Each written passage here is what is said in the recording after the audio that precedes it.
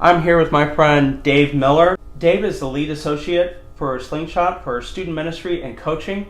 And how long have you been with Slingshot? Man, it's hard to believe it's been 6 years. 6 years. Yeah. And what do you guys do? We do staffing and coaching for churches and nonprofits. The entire concept is really wanting to be trusted partners with that church. Hey, we need a new staff member. And so we're wanting to work with churches and nonprofits and really the development of their team. We think the speed of team, speed of organization. One of the great things that I was able to do earlier this year was to sit down at a seminar that Dave and Stan Endicott put on called Leadership Improv. Kind of wanted to bring Dave on here to help you guys understand what leadership improv is, what the heart of it is, and maybe how you could benefit from it. So first of all, tell us, what is improv leadership? Taking the way that you're wired, taking your experiences, taking your past, and really knowing when to draw on it in leadership. I mean, that word improv is kind of the provocative piece that people zone in on. And what we're trying to accomplish when we talk about improv is, that the best musicians know how to improv. But only the best can walk on stage not exactly knowing where everything is going to go and use their intuition, use their skill to be able to bring out this great piece of music. What we started asking though is that's true in the arts.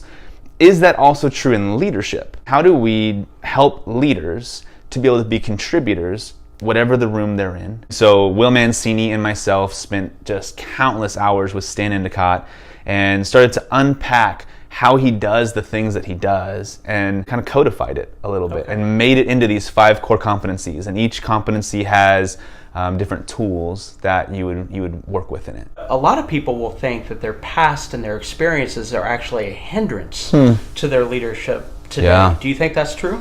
I don't. The things that you've gone through, good, bad, or otherwise, really shape you into the person that you are today. It's one thing if you let your past completely define you. That can be a hindrance in your leadership, absolutely. But to move past that and to say, actually, I'm owning the way that I'm wired. I'm owning the experiences that I've had, whether I created it myself or it was thrust upon me by some, the family that I'm in, or some, tragedy that befell me at some point, or the negative experiences or choices that I've made. But to actually draw on that and say, and that's what makes me who I am. That's why I'm good or have this kind of empathy. Or am able to step into this kind of situation. And you said that there are 5 core competencies of improv leadership. What are those 5 competencies? Yeah. So the first one is story mining. It is this act of getting beneath the layers of a person's story. The story of a person should start to inform the way that we lead them. How do I draw the person's story out of them? How do I really do that in a way that helps them to feel loved and cared for?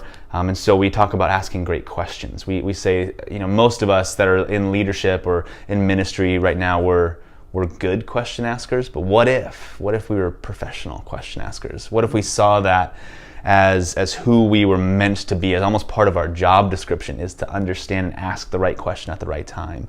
Precision praising. How do you praise or use praise to both lift up and course correct your team, right? How does praise become something that you use as a tool? We start to really unpack and almost reverse engineer when praise was used in your own life and how that really has led you to the person that you are and the leader that you are now. How can you be that for somebody else? I mean, when we were creating it, I was talking to Will Mancini and to Stan, and I was like, guys, are we just telling people to be nice?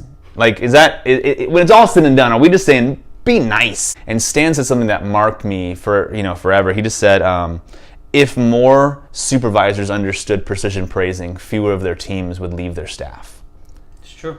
And it stopped me in my tracks. I'm like, I can completely dedicate my time to that. I'm all in. We use metaphor cementing. I got a chance to hear you at CIY. So fun, so engaging.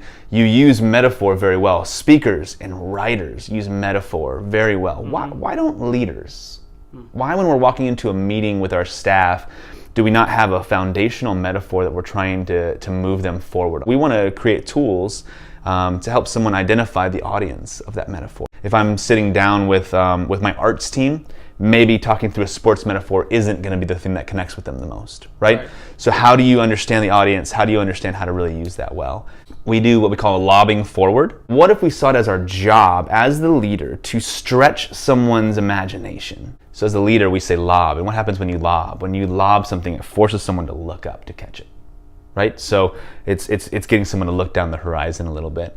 The fifth competency is going north. Flanking is something that most people have an understanding of. You think that we're going to be over here, but really we're over here. It's strategy. It's strategy. In leadership, we have to have hard conversations with people. It is a must. We have to do it. And what happens is that when we're about to have a difficult conversation, a lot of times there's this wall that's built up between you, the leader, and me, the recipient of this difficult conversation. And that's why a lot of the times difficult conversations don't achieve the goals that they should. Exactly. They could go well, but exactly. they don't. And so we've created these 7 fundamentals of going north and really walking through, how do you do that well? How do you make sure that person, that you're meeting them and you're getting behind that wall? And so we're saying, like, why don't you change the setting? Why don't you surprise with a gift? Why don't you, we have these different 7 that start to disarm a little bit. And so again, this is the art of indirect influence. I'm not going to tell you what I'm getting at. I'm gonna lead you there. Think of Mr. Miyagi with Danielson. Why am I painting this fence? Well, you're not going to know until I want you to know. Right. And then all of a sudden you're going to see that this thing that you didn't understand has become something that will be life-changing for you. But everybody can be a leader as they are, in who they are as a person. And that's the point, right? The point is, you are wired the way you're wired. Now, let me help you go from a 7 to a 9. In the end, you're the curator of your context, right? You're the one that understands your team. You're the one that knows what you're naturally good at and what you need a little more work on. And so it is that. I want to recommend Dave Miller, Stan Endicott, Improv Leadership. What they're doing with this, I think, is really incredible, because they're trying to help you to be the best leader that you can as you are, to know when to draw on these needed tools, at what moment to recognize these moments. There's so much in here. And where can they reach you if they want to get a hold of you, Dave? My email address is just, it's damiller@slingshotgroup.org. And then if you go to slingshotgroup.org, it'll walk you through if you want to talk about coaching or you want to talk about staffing. There's kind of a path that it'll take you through. Okay. Yeah. And then your social media is? Yeah. So I'm David Miller is what I am on Twitter and on Instagram. And then I think it's David A. Miller. I have the curse of you don't suffer from this curse, No, Caleb. No, your name is so unique. David Miller. There are 2 of us that work for Slingshot Group. Right. There's a Dave Miller and a David Miller. We get each other's emails, so be careful.